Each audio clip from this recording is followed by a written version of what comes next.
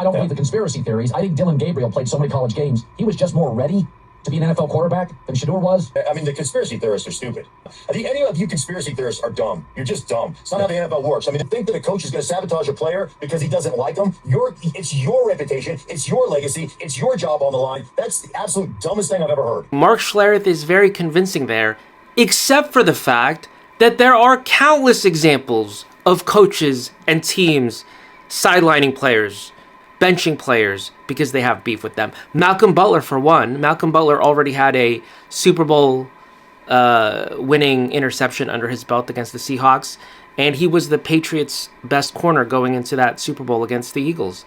And Bill Belichick benched him because they had beef.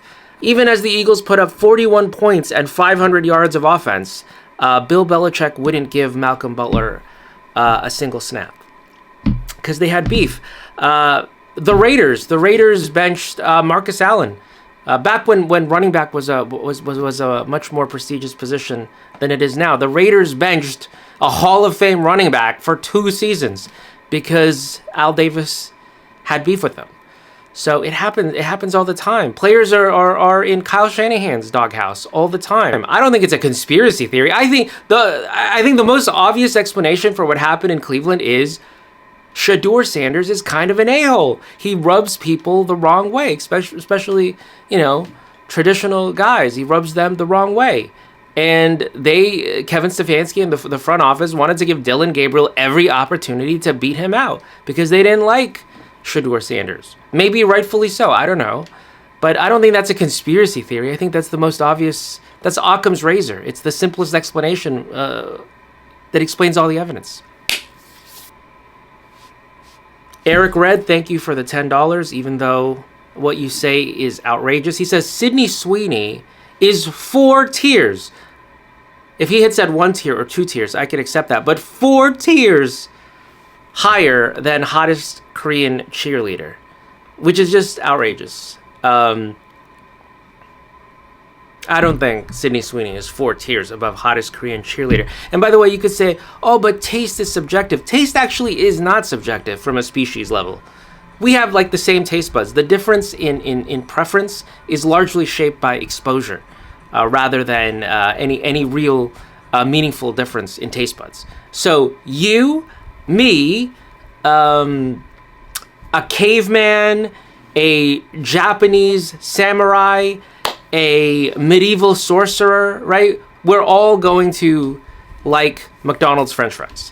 Okay, we will like them to various degrees, but we're all going to think, oh, McDonald's French fries taste pretty good. Mud tastes pretty bad. I don't like mud. Okay, because we all generally have the same biology, shaped by evolution. Similarly, hottest Korean cheerleader is objectively fine.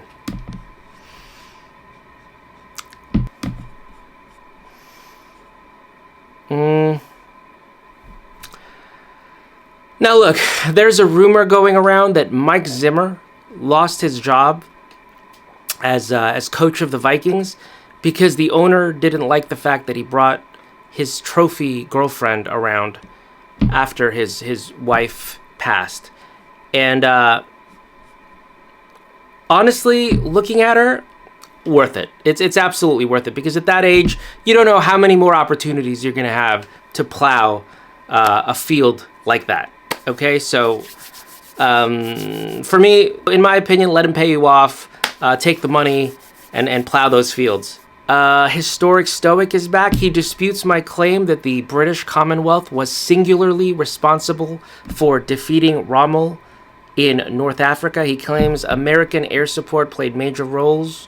He says this with great confidence. He says American air support played major roles in both battles. Unfortunately, that is 100% wrong. And this is not like an interpretation. This is hard. This is a hard fact of history. There is simply no question about it. Not a single U.S. soldier, not a single U.S. pilot, not a single U.S. plane had any role in the Battle of El Alamein, in the decisive battle against Rommel. U.S. planes had absolutely no role in that. Not reconnaissance, not logistics, nothing. They had absolutely zero role. The United States did not begin major operations in North Africa until after Rommel had already been defeated. If you want to say Lend-Lease, if you want to, you mentioned something about the Sherman tanks. Yes, the Sherman tanks were incredibly helpful, but they had only just begun arriving. There were only, I think, something like 2 brigades that had Sherman tanks in the Second Battle of El Alamein. So, again, this is not something that can be disputed. This is a hard fact of history.